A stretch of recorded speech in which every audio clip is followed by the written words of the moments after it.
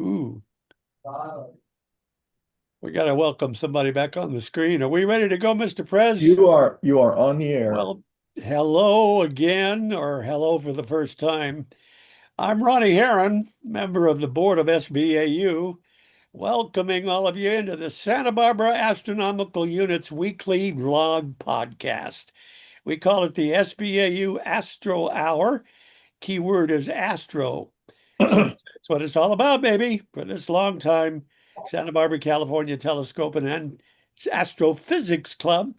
This will be program number 230 for July 21st through the 27th of 2025. We are headquartered at and supported by the beautiful Santa Barbara Museum of Natural History up in Mission Canyon. Our monthly general meetings are held there usually around the first Friday of every month. And on the second Saturday, the star parties meet outdoors at night right next to the observatory. Find us online at sbau.org or just come find us and join us. This week we're going to talk about Lacerda the Lizard.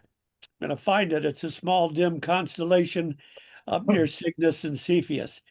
Wait till you see the lobes and jets emanating out from the central black hole of the Centaurus A galaxy. And the moon and Jupiter are in the morning sky and in Gemini. New moon occurs early on the noon hour, I guess, giving us a dark night sky, perfect for maybe tracking that new interstellar visitor. It's passing through our solar system, 3I/Atlas. We're going to focus our scopes out on the open cluster nestled within the Emission Nebula along the plane of the Milky Way, named after our national bird. And also something about the bogong moths migrating in Australia. It has something to do with astronomy. Fragments of the moon in Africa, and the nature of, or the future of red giant Betelgeuse.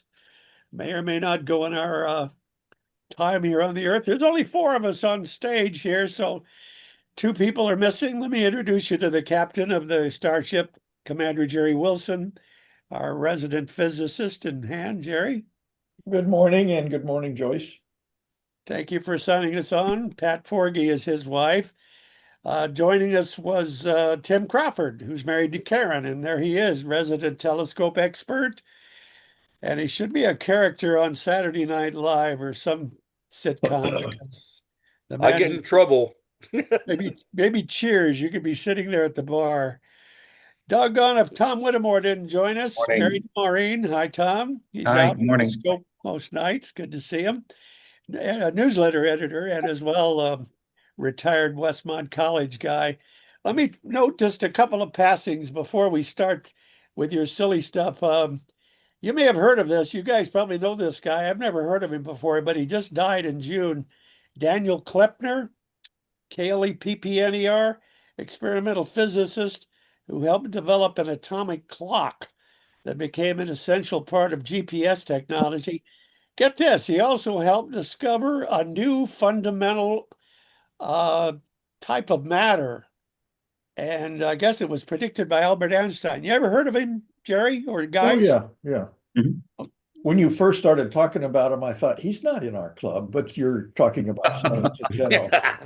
Yeah, this is the last couple of weeks in the New York Times. And Okay. the second one was Fearless Felix Baumgartner. You know what he did? You know who he was? No, I do know who he was. I don't remember what he did. Austrian guy, an adventurer. He died at 56. He was the guy that's went up 24 miles Hmm. suspended from a balloon and Oh, jumped out. that's right. Do you know And at one point he was falling at 800 miles an hour Oh my God. before the I thought, atmosphere got thick enough for him to slow him down to our terminal velocity of about 125 miles an hour?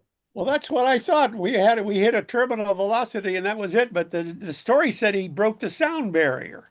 Well, he did, but Really? yeah, people are still hearing his screams arrive. But When you break the sound barrier and it's you breaking it, do you hear the boom or is that totally behind you? Or did he no, make a boom? it's all behind you. I I don't guess it's think all. so. The atmosphere was so thin up there that you don't. Well, he maybe. died in a parasailing accident somewhere. Yeah, He hit the side of a swimming pool. yeah, I saw that. Okay, everybody, Tragic. the two that are missing are our outreach guy and his reason, Chuck McPartland, for him and Pat, the merchandise manager, going to a dentist for a cat. It sounds like one of your cartoons. I'm sorry, but So let me also tell you that a member of our club had passed away in June of last year, but we just got the word this last week. Mhm. Um, Max.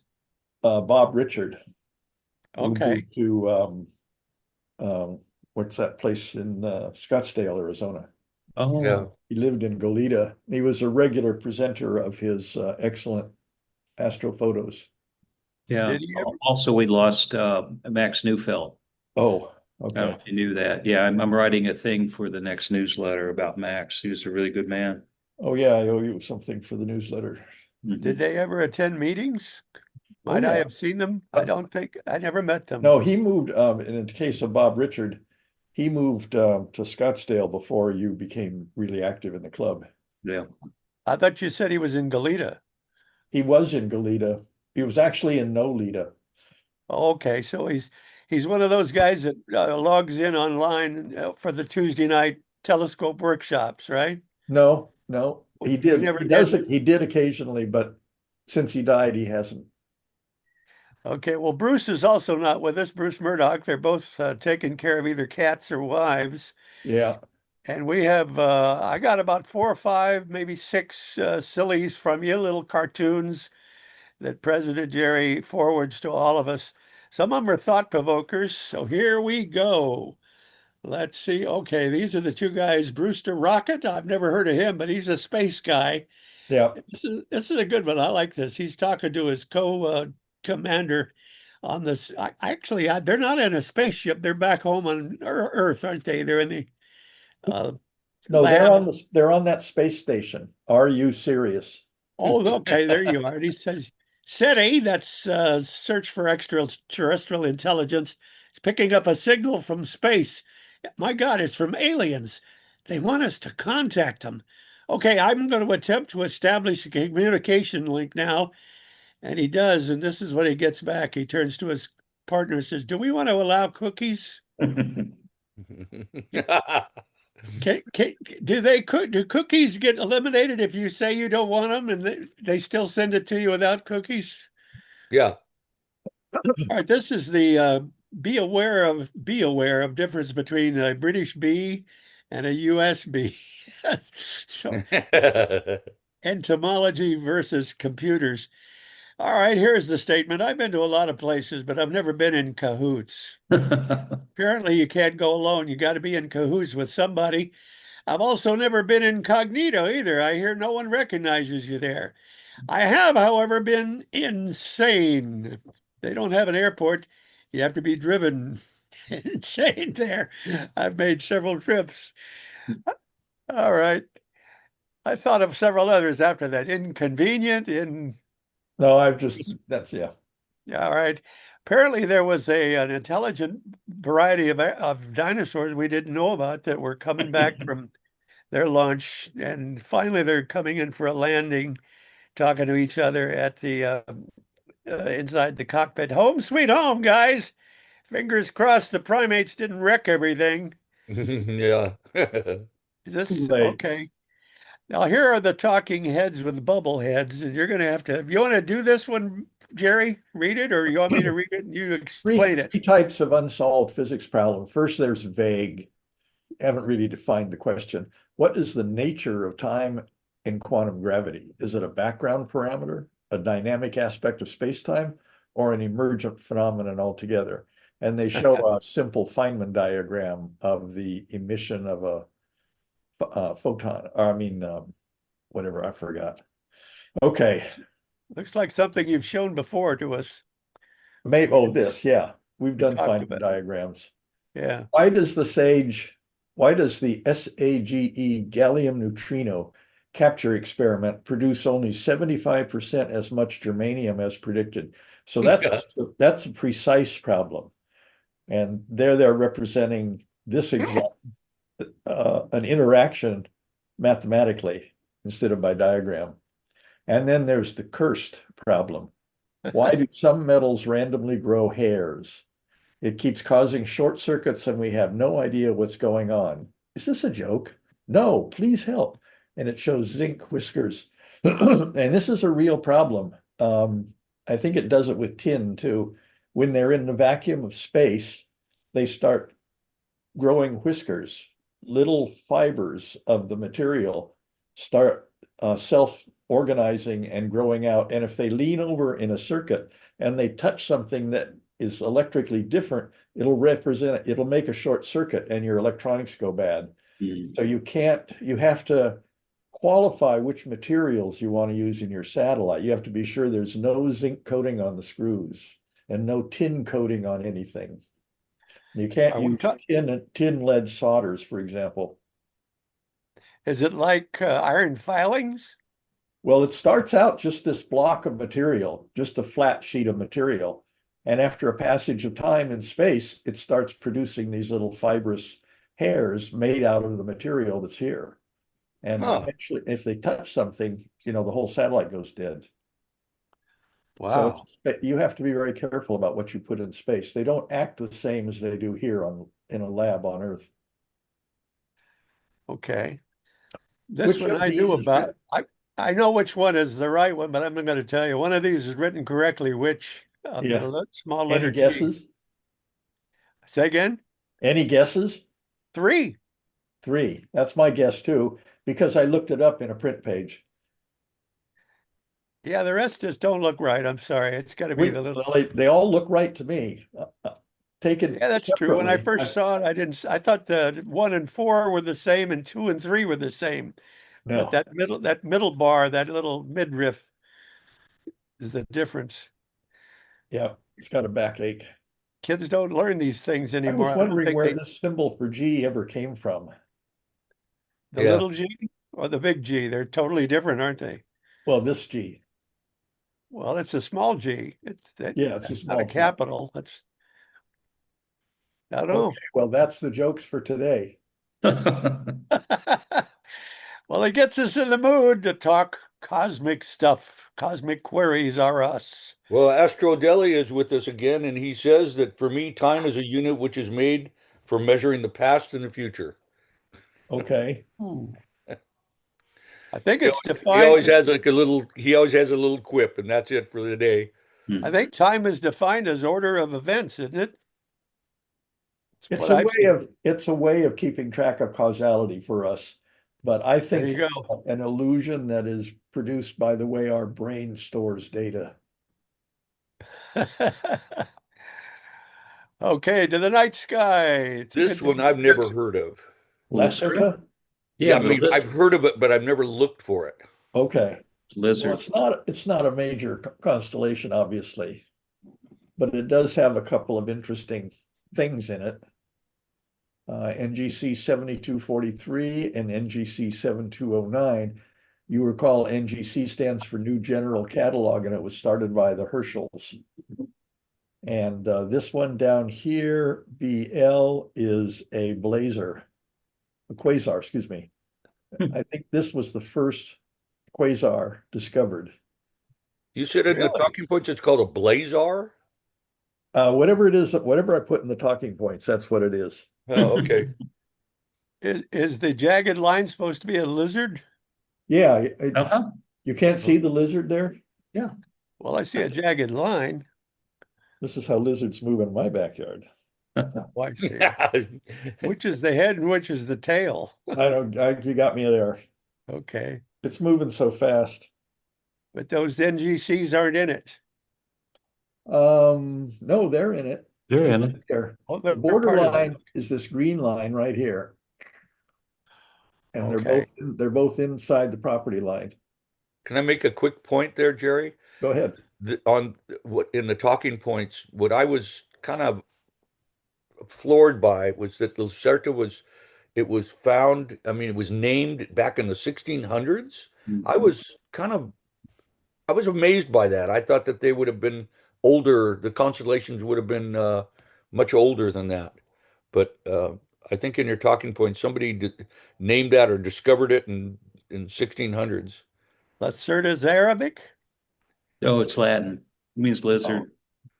Oh, okay, got it. Like of all things. Lacerta. Lacerta. Okay. If it Yep. were Arabic, it'd be Alcerta, wouldn't it? Yeah. And there is a large lizard pictured on the inside of the planetarium when we show all of them. Those pictures that you see of horses' heads and crabs and Bears and scorpions, those are oh, all completely arbitrary. There's no standard for that. It's just people draw it in with whatever style they want. Yeah. I- That's why I don't show them. And you can't see Yeah. that in the sky. Cassiopeia's W is sometimes a chair, isn't it? Yeah. It is. It looks like a chair, but it's actually a princess. Okay. So it The says W or an E or an M. That's what I always tell people. And it's an depending on the asterism. time of year. Got it. Lacerta is a faint constellation that was created by astronomer Johannes Hevelius in 1687. Yeah.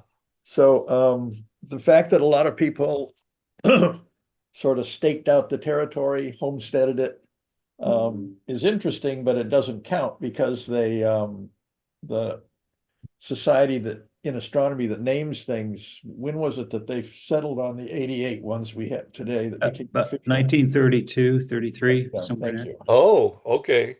Okay. So they picked things that were there before, and sometimes if they were common, they sort of put them in place. Other ones they created and divided up. Huh. I found that interesting though, Jerry. Wasn't aware of that. Yeah. 1933. Okay. They Good. took Zubin el-Ganubi and Zubin el-Shamali away from Scorpius. Yeah. Right. But are the 88 only the ones we can see on the northern hemisphere? Are there some down in Australia's No, area sky? that's all of them everywhere Okay, some we can't see that only because south. they're in the south. Yeah, There you have it to go to is. Australia.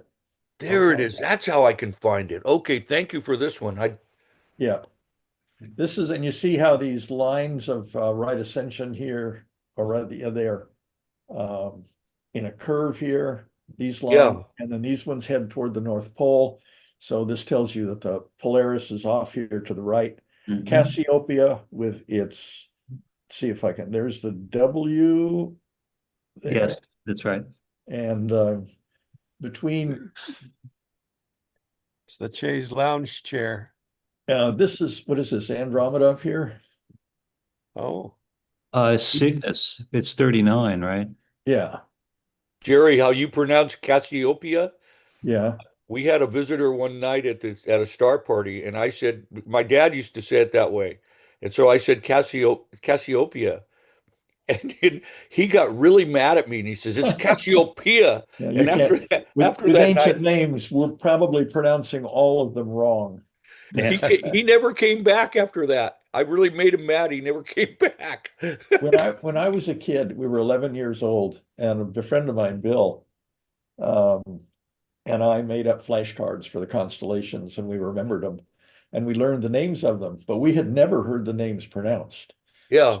So we impressed in our minds our pronunciation of them. So you'll hear me say things that other people don't recognize. That from Another time. one was Procyon, and I think my dad used to say Procyon. well, something about Cassiopeia is you don't see many three vowels together in a word.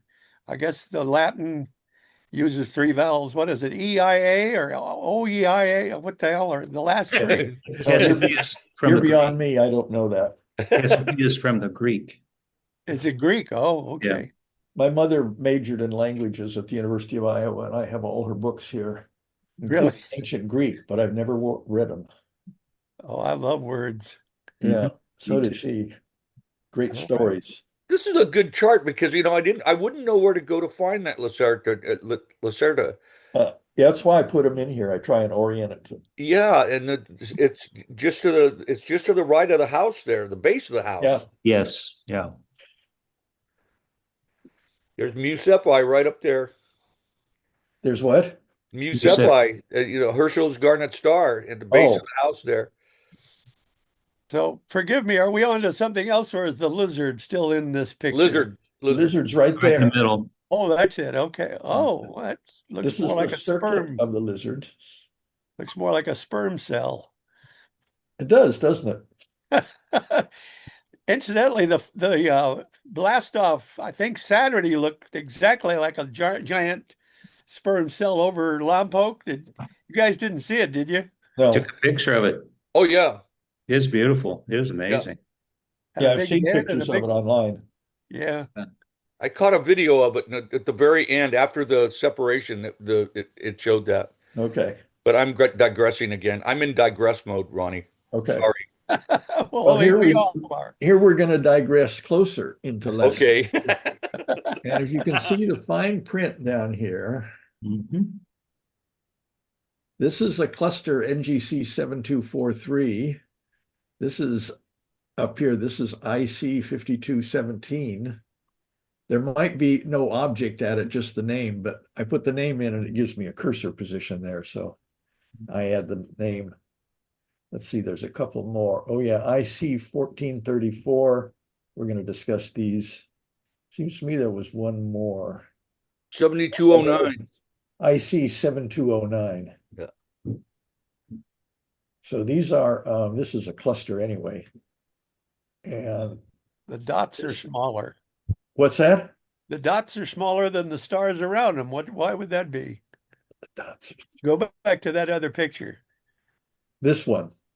Yeah, the dots in that, I think, at least on Yeah. my screen. In here you see small dots. It's trying to represent, it's a graphic from the Oh, planetary I see. software. It's trying to represent the planet, the actual Star cluster. cluster. Okay, got it. And then there's a little fuzzball up here for 7209. I'm gonna go after those, Jerry. I'm interested in. So this is the 7243, the one that had all the little dots in it. And you can see this is a very rich region of the Milky Way. There's a big star cloud behind it. So you have to kind of squint your eyes to see the brighter ones stand out as a cluster. But that's what it would look like. And the cluster is this part right there. Hmm. Hmm. Boy, that's crowded. Yep. Okay. And This this is BL Lacerte. It's a blazer. okay. No, not the one with the green dot. It's the one to the right of it. Yes, it's the one centered in the picture. Okay. These are stars, not galaxies. No, those are elliptical galaxies. Oh, we're looking outside. Yeah, Okay. we're looking at now. There are stars in here. The bright object at the left with the green dot in it is a foreground star. Oh. Well, then which is the galaxy right next to it? Right there. Oh, that's a galaxy. It looks just like the star. So that's the blazar. Now, Oh, this is the first blazar ever found. And this is another blazar that is easier to recognize. That's really something. Yeah, and this is Centaurus A. It's a BL Lacerte object. So BL Lacerte got to name all these objects. And you see it's a very active core galaxy. And the core is shooting out these things from the pole of the blazar in there. and the difference between a blazar and a quasar is what? It's the light that comes out. The light. Different kinds of light? Light is No, light. different patterns. Oh, Where's Chuck when I need him? Yeah, come on, Chuck, get back. Brush those kitty teeth. yeah, I remember 50 years ago when they first detected lasers, they said it's the most powerful things in the universe. Yeah. They didn't know what they were. And now we know what, it's a whole galaxy emanating stuff because of its black hole. Yes. Wow. It's all from the accretion disk. Did I lose you, gentlemen? Tom? Yeah, I'm reading here. Yeah, no, Jerry is going to present. Blazars and quasars are both active galactic nuclei meaning they're powered by supermassive black holes at the center of galaxies. The primary difference lies in the orientation of the relativistic jet emanating from the black hole with respect to the observer. Ah, Blazars are observed when the jet is pointed momentarily directly at Earth, while quasars can be observed at various angles. Well, do you suppose life would be impossible on any star in that galaxy? Say again? Life would be impossible Oh, if our galaxy, no. the Milky Way, was a blazar. We wouldn't be here, would we? I, I went No, looking for it too, but the blazer I found it says blazer is a versatile type of jacket, similar to a suit jacket. Yeah, right. yeah, blazer, no. I think it's blazar, isn't it? AR, not ER. Yeah, Yeah, Right. that's pretty good. it's blazar.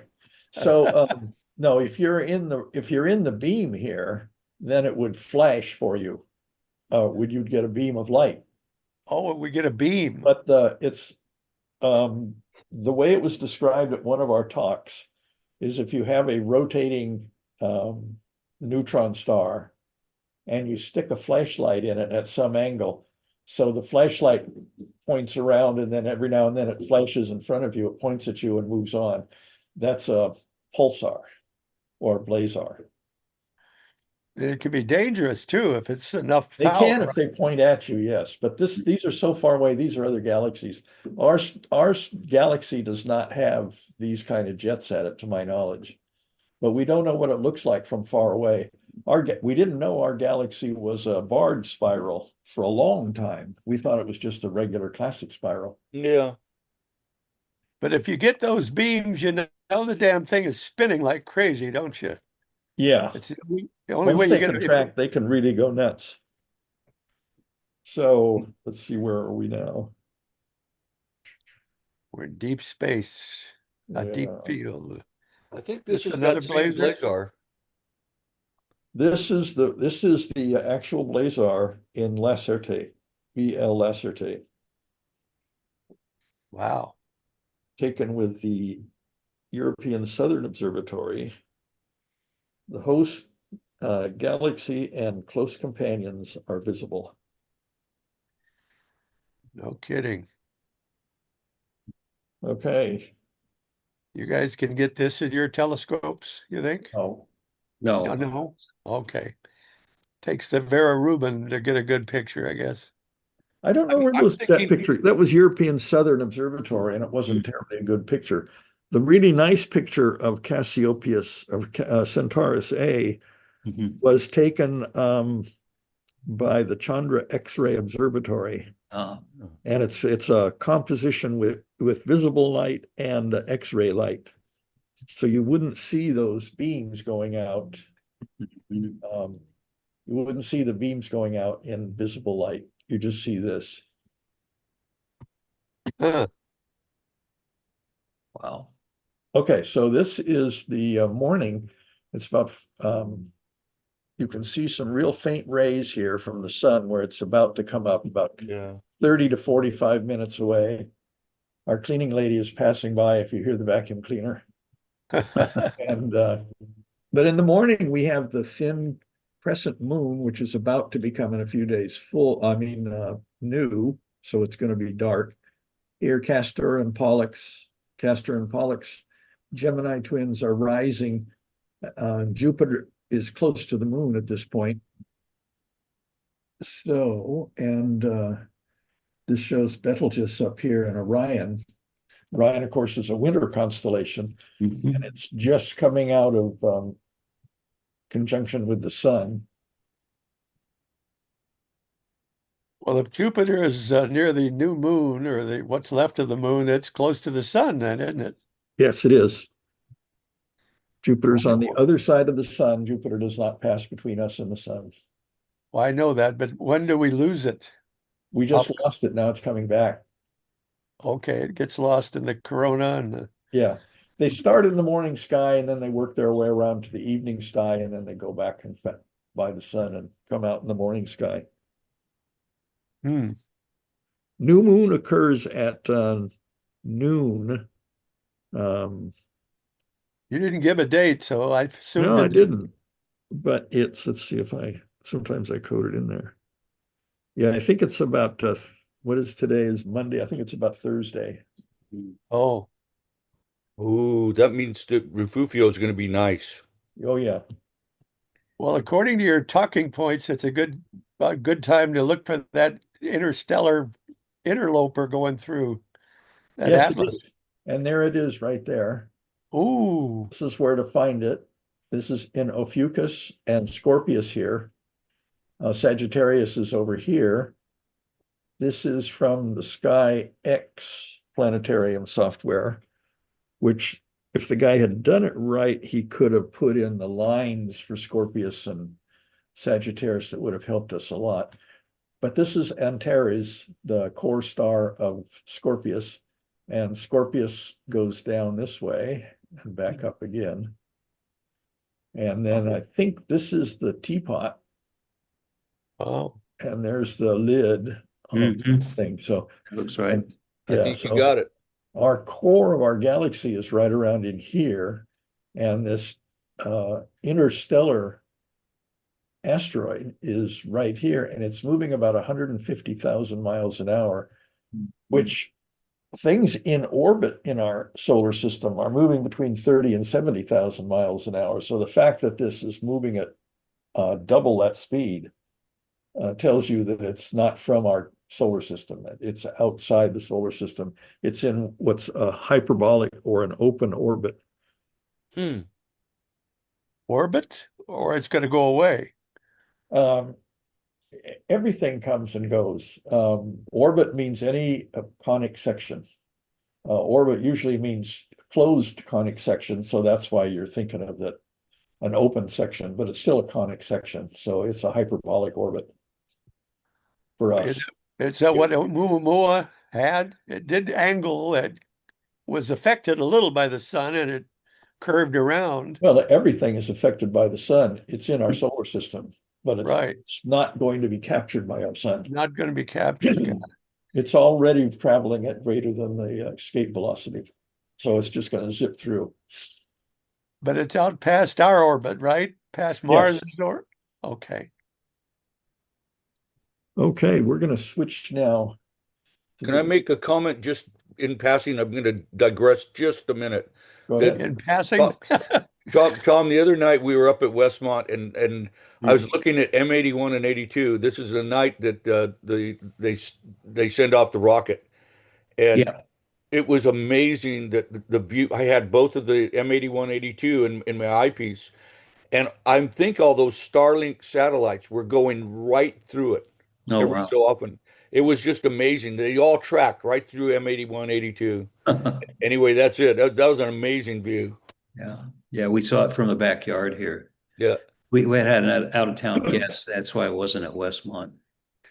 Okay, Jerry, sorry about that. No, don't be sorry. That's what you're here for. So this one is July 24 at 10 p.m. So this is 21, 22. So this is Thursday. Thursday. Now, these stars here that are in the constellation are all visible to the naked eye. 3i is not. 3i is about magnitude 17 right now. Ooh. So you need a scope bigger than something around 10 or more, 10 inches or 12 inches to see it. Or take a long photograph. and at that speed, you could see it change positions. You won't be able to really see it moving, You but it can. changes. That's Okay. how it was and is spotted. It's tracked is that if you take a time exposure, you'll see a little streak. If you track on the object, then you'll see all the stars streak. Well, supposedly the universe, or at least our galaxy, is rife with what's called rogue planets that don't have a sun to go around.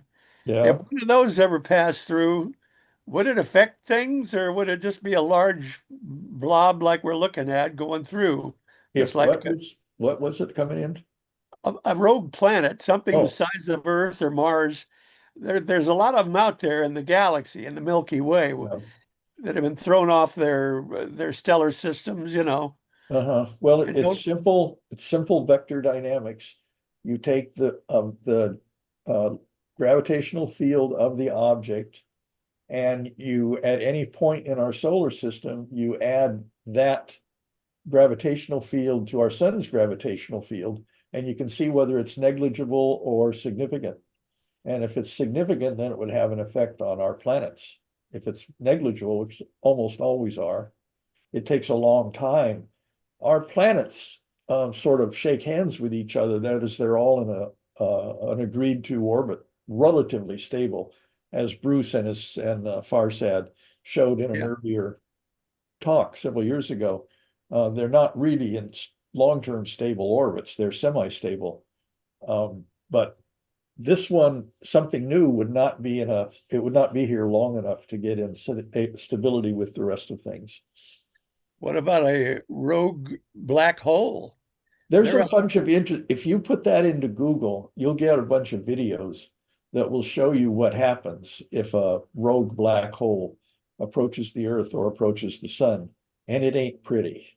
I think later Jerry's going to bring up Beetlejuice, and we can maybe discuss a little bit more like that, Ronnie. Yeah. Yep. Well, it's not going to affect us when it goes, is it? Well, we'll What's that? see. You think it You will? know, it's all random. We're at the mercy of chance. So far, the statistics have been in our favor. We've had some near misses. We've had some hits. We've had several extinctions. Yeah, we have. So, but nothing that's so far catastrophic after the first big Theia hit. But But the thing you can is, you never never tell. how would you see a black hole? You wouldn't even know it's coming Oh, until no, it's no. here. First of all, a little black hole you might not see, but a big one will have an accretion disk, and the accretion disk is hotter than hot. I mean, it's very visible, emitting light and everything. So, especially the supermassive ones. But if So it goes, the if it goes, reason that they're like the old joke, the reason we're here is simply due to the fact that the dinosaurs did not have a space program. Yeah. they So were here anyway, a long, this they were here, they were here a long time though. They really were. they were hundreds of millions of years. We've only been here as this species about 150 or 200,000 years. I And know. hominids in general have only been here about 1 million years. We started out about 1 million years with 5 different versions of hominids. If I can remember, it's Neanderthal, Cro-Magnon, which is us, and Denisovans, and then there's 2 other ones, and those are all extinct.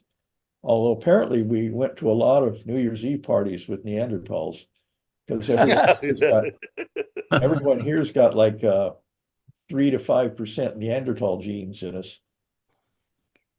So those guys were real party animals. Okay, this is Serpens cauda, and this is where we were just talking about. This doesn't show I whatever it is, I3 or 3I, but it does show M16, the Eagle Nebula. And there's a lot of other Messier objects around here. This is a very rich part of our galaxy. It's near the core of our galaxy is right around in here. So this is M16. When I was a kid, I would just point my 6-inch f8 in this region and then try and figure out what it was I was looking at, because it was so easy to find things.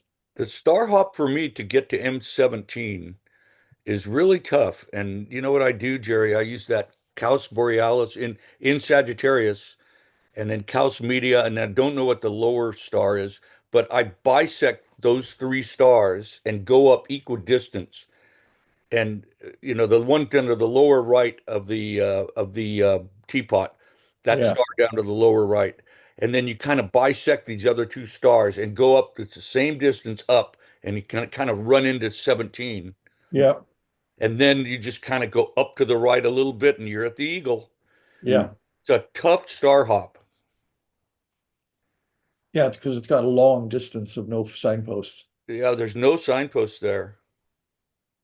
Yeah. So this is an amateur photograph Ooh, nice. of the Eagle Nebula. It's not exactly as he presented it. I've increased the contrast. He had it kind of hazy and washed out. But the very famous pillars of creation are these dark parts here, which are on Yeah. the front side of the nebula. And you can see these dark regions here, which are Bok globules. They're areas that are concentrated enough to block the light behind them. And so Oh, these will eventually form one or more not planetary, but solar nebulas and collapse into solar systems or planetary accretion disks or stars. And there's a lot of stars here. There's a lot of stars in front of it, but there's also a lot of stars inside it that are trying to blow the dust away. And that's because this is a stellar nursery. And as stars are born, they get real hot and everybody runs away from them. yeah. That's supposed to look like an eagle? When these things are named like that, they're given a name.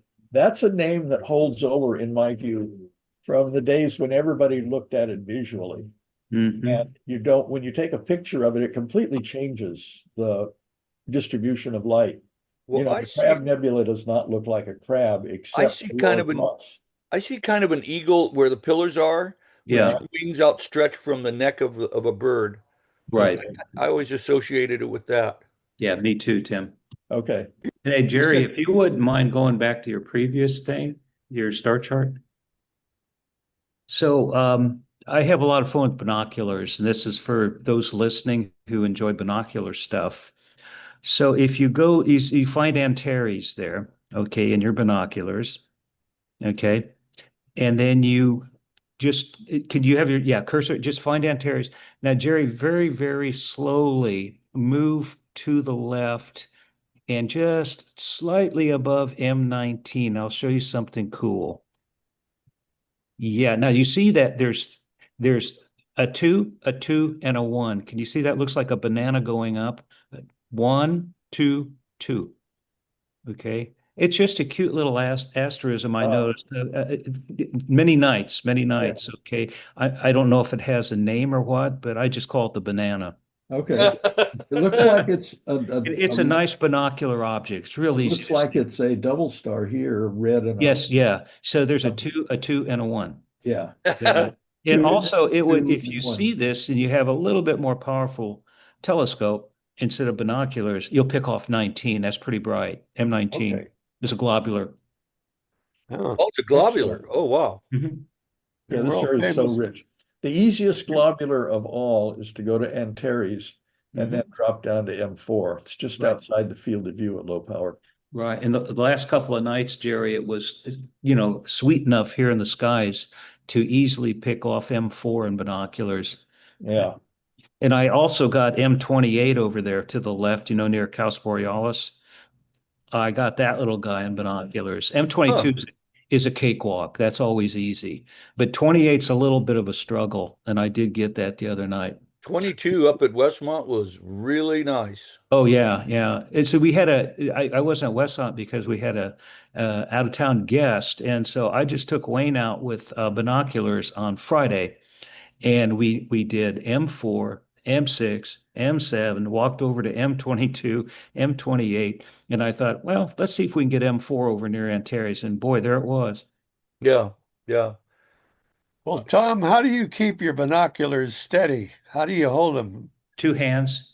It wouldn't work. That wouldn't work for me at my age. So Ron, these are bird binoculars, okay, and they're I think they're 8x42s, okay. They're Vortex. They're really, really, really good. They cost about 450. Are they And stabilized? no, no, I don't need so that 8 power is pretty low, Jerry. Yeah. But so it's pretty easy to get a steady thing. If you don't do that, if I can't do that, then what I do is I get my little sky window out, okay, and then from a mirror, the light bounces off of a mirror into the binoculars. That's really nice if you're looking at stuff near the top of the sky. Yep, yep. It is very steady. Tim's got one now. I gave him a mirror. Yeah. Yeah. Yeah, I made one and it's He made one and I gave him the mirror for it. It's really nice. they're really neat. You can mount them on a tripod, Ronnie, and when And you Tim, got if you could call up your nice little picture of that, and maybe at some point, if it's not too much for Jerry, just share that with the public. That'd be pretty neat. I'll do it in the future. I'll send it to him because Yeah. I'm not real good at Okay. sharing, and Yeah. we don't want to get off the topic here. Right. But it was a nice project. Yeah. Mhm. Ooh, look There at you that. Holy cow. go. So this is a Hubble view. It's the Yeah. famous Hubble view Mhm. of the pillars of creation. And what is happening is there's bright stars up here Mhm. that are blowing down here, and it's blowing the dust away. But where the dust is the most dense, it's slow to blow away. And that's what you're seeing is the most resistive densities of dust. Mhm. And so these are areas where future stars are going to form. And you can see the fine dust out here, and Mhm. you can see other little things, smaller things that have Bach globules at the end of them that are Man, going to that's really become something. stars. What's Yeah. that? That's really that Hubble picture still astounds me. Yeah. Yes, it is. And this is in visible light. And then JWST took it in near IR. Yeah. Huh. And we can see it's got the characteristic 6 diffraction spikes that give Mhm. away that it's JWST. And this shows start looking through some of the less dense gas. Mhm. You can see the more concentrated pieces that are going to condense down into globules and possibly stars and planetary systems. And you can see the wings of the eagle and the neck going up with even the eyeball. Yeah, I don't think this kind of stuff was visible visually. Yeah. Oh, okay. I don't know. I don't see the eagle there. Okay. I don't know. Anyway, an interesting thing that Chuck sent is moths in Australia. And you see this map of Australia back here. Mhm. And these things migrate there. So they migrate in the spring, they go to the mountains to mate. Then in the autumn, they go back to lay eggs and have a life as a worm and then pupate and then go back to the mountains to mate. And this shows a cluster of them. This is like out here in Goleta when we had monarch butterflies that do this. Mhm. And they migrate to the Sierras. And I don't know how they do migrate, but they studied in detail how these moths migrate, how they pathfind. And what they did, this is one of the pictures there, several excellent paper, several This is different washed out. diagrams. What's that? This is pretty washed out. Oh, Hmm. okay. Thank you. Okay. Gonna unwash it now. Yeah. Amazing. How in the world do those little fluttering insects make it that far? That's crazy. That's what we're about to discuss. That's way better. Way Okay, better. good. Now, this is the moth's eyeball, and this is its brain, and these are neurons. They actually probed the moth's brain cell and looked at its synapses. When they showed it pictures, they surrounded it with a surround thing, like a game unit, that had the Milky Way on it. And then when they rotated the Milky Way with respect to the moth's neurons lit up, showing that they responded and followed the Milky Way orientation to them. And so they did a lot of studies. It gets into a lot of background, biology, which I don't have. Boy, they had to have some pretty small tweezers. Yeah, they do this. For a long time, actually, we did it at work. We had Hughes Aircraft Company back in the 60s and 70s developed when they made their first infrared focal planes. We also made visible focal planes, and we had them with platinum wires that were small as hairs, and we implanted them into people's eyes, and they Ooh. could actually use the focal plane to see. But Hughes never went into any kind of medical procedures or business because of the fear of liability. Hmm. So, Well, and what is that big wad of steel wool in the upper right there? this one, Yeah. that's this neuron set blown up. See the lines going from there to there? Oh, And this this is one actually a brain in an insect we're looking at? yeah, yeah, you're looking at an insect brain. These are the lobes, these are the lobes, these are the lobes. Good Lord. Well, wow, it's something else, Ronnie. Yeah, so they're Not this- measuring, so the apparently these moths Hmm. respond to the orientation of the Milky Way and guided by it because they tried to move, they tried to fly toward it. Huh. Yeah. So There's another parallel to this, Jerry. There's the famous story of the dung beetle supposedly using the moon, to roll its, his package, its dung. They found lately that that's not necessarily true, and it might be the Milky Way that they're really focusing in on. yeah, I was saying I wonder they what- could only roll their dung half the month. Yeah. Yeah, they had to wear dungarees. Yeah. Oh, God. Good Okay. Lord. Here we So I go. once read a paper about why birds, there's some birds that go from like the north part of North America to the south part of South America. Yeah. How the hell did they navigate like that? It turns out some of them cross the oceans, and it turns out that the speculation was that birds started doing these short migrations before their plate tectonics completely arranged the continents.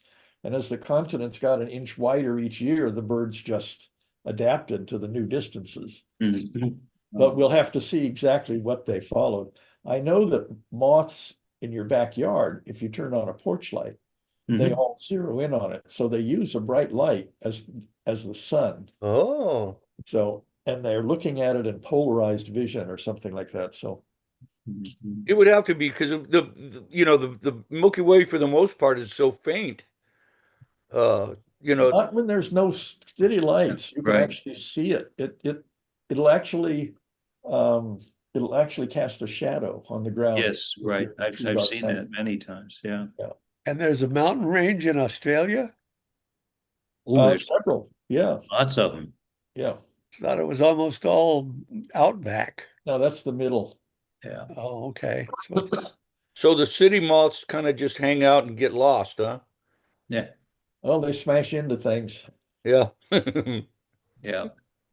Yeah. My favorite moth is the Sphinx moth. And what it does is it produces this caterpillar stage called the tomato horn worm. Oh, I like those things. Oh my God, it'll take a plant down in an evening, Yeah, Jerry. my mother grew tomatoes. She was from Yeah, I grow a lot of tomatoes, and I just Yeah, and every you find day I those go, great I, big thing with a hook. If you grab them, they hiss at you. oh, they Oh. hits. Wow, Yeah, that's a like big one. this. That's a big Yeah. one. Yeah. Yeah, because from her tomato plants, I had to go out. It was one of the chores at our house was to go out and pick the tomato worms off the tomato plants. Yeah, they also attack potatoes. Yeah. I'm growing a lot of potatoes here, and that's also nightshade, like tomato. Yeah. We used to get what we call potato bugs, which is a kind of cricket. Hmm. I forget what the real name of them is, but they're the ugliest bug in the world. Yeah, I thought the hornworm was pretty a good Yeah, can. yeah, some of them get up there. And the horn is at the back end. Yeah. Yeah, okay. So Well, where are we on this this photograph? is a lunar fragment, Wow. Africa, found in Ah. Africa. Huh. Its composition, it was discovered in 2023. Mhm. It's known as Northwest Africa 16286 meteorite. Hmm. And based on the decay of the lead isotopes that it contains, its formation has been dated to 2.35 billion years ago. Wow. So between 3.1 billion years ago and 4.3 billion years ago, we don't have any rock samples that are from that period. So this is right in the middle of that dead zone. So that's why it made a splash in the Wow. astronomy community. And this thing is direct evidence of volcanic activity. So there was volcanic activity on the moon 2 billion years ago. Wow. Wow. I'm a little confused. We're looking at a map and it's cut in half. Is that South Africa, that tip down in? This is 1 millimeter. That's a specimen. Oh. Oh, it's a This- dinky little piece of the It's rock. a moon Yeah, rock. this- Moon rock, Moon Ronnie. rock, yeah. Yeah, this is a microscope picture. With sharp edges. I mean, flat, No, totally. It's been cut. It's been cut. Oh, It's been So, cut Ron- and And the surface has been etched to Yeah. show these, I forget the name of the patterns, but they're patterns here. So Ron, this is just a specimen. And that leads me to ask you, do you know what the Italian word for astronaut is? No, I can imagine. Here it comes. Specimen. Specimen. Well, it doesn't look like anything I leave in a doctor's office in a jar. Hey, what's the matter, you? Yeah, that's where I learned it. Okay. That's Rockin' Bullwinkle. You gave yourself away. And the point is, Jerry, it came from the moon how? It came from the moon. It was blasted off by an impact of something hitting the moon. That's amazing. So we Okay. have things from Mars that were impact to Earth from there too. And I In believe we Antarctica. have impact things from Venus. They find them, what, in the ice of Antarctica? Yes. Otherwise, they get integrated into the rest of the stuff and we can't tell them from Earth rocks, right? They're harder to find. But on the ice fields of Antarctica, they stand out because the ice is so white and blue and stuff. So you can see them easier. One final shot before we go, the rest we'll save for next time, Uh-huh. Okay. this is Orion today. Mm-hmm. Picture of that. There's the sword, the belt, and there is the shoulder, the right shoulder is The armpit. Betelgeuse. And this is what it's going to look like. With the moon. This is not the moon. This is Oh. when Betelgeuse undergoes supernova. I see. So this is going to, and it's going to be visible in the daytime. It'll be brighter than the moon for a while, for a few weeks. We don't know Really? exactly when it's going to occur or when it did occur and the light hasn't reached us yet. But Betelgeuse is getting quite close. It'll probably blow after midnight. Right. And this is a few weeks after the supernova. Yeah, it's gone. Yeah, it was there. It's not there anymore. Wow. Oh, Now, Jerry, what Ronnie was talking about is affecting the surrounding areas. And how would this affect the stars in Orion here? Well, the stars in Orion are not all at the same distance. They're all at Okay. various difference. So anything close to it will experience radiation like a CME if they're close enough. But that drops off as the square of the distance, so it pretty soon dims. But the light is there. We've been closer to supernovas before, and we find their radiation signatures on our Earth. So they have been not really close, but they have happened, and we've got all their cosmic ray stuff in our soil. It's not really going to be catastrophic. It's reached the red giant stage where if it were here, we'd be in the middle of it, right? That's that big. Yes. And Oh, it's yeah, got, if it it were reaches the place of the sun, we'd be gonzo. okay, but for the thing to explode, it's got to reach what, the iron making level. All of a sudden, it's making iron, and it's all over, and it No, collapses. it stops at iron. Okay. But well, that's what we're talking about. Isn't that when these things happen? When It stops at iron, and it's not producing any energy anymore, and it got real big. So now nothing is holding it up. Right. So it And just implodes. It crashes in on itself. And that sudden pressure produces a momentary explosion that produces all these other elements. Well, it's an implosion. And Yeah. so, yeah, and so it's blowing in, not out. And so then that in turn it just that's why you see all these supernova remnants blasting out. goes from implode to explode, and in the process makes all kinds of new elements that Yeah. no. And I think what is Betelgeuse? Is it 600 light years away? Yes. That sounds about right. Yeah. And so if if we're closer than that, I don't know how close. Somebody told me the distance where you're going to be affected, and it's not near 600. It's something more like 18 or something like that. It's like 18 light years, and then it could affect you. Is the name based on Satan? No. What? No.